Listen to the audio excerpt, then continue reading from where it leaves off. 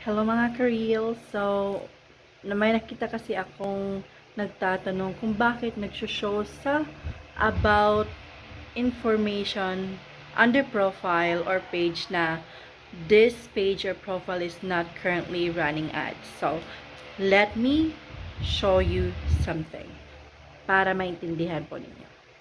So, i-open po natin yung profile natin para makikita natin yung anong tinutukoy ko. So, punta po kayo sa see about info. Tapos, scroll down lang. At, ayun, under profile transparency po siya. So, nakikita nyo it's not currently running ads. Tapos, punta naman tayo sa ating Facebook page. Punta pa rin sa see about info. At ayun po, nakikita natin yan siya sa transparency. So, ayan.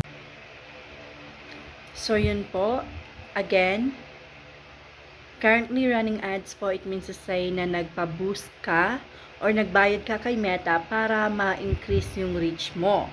So, meron din po yung limitasyon actually. So, makikita mo rin doon sa more about when you click the highlighted blue sa mga posted content mo, merong highlighted blue doon na nakalagay boost post.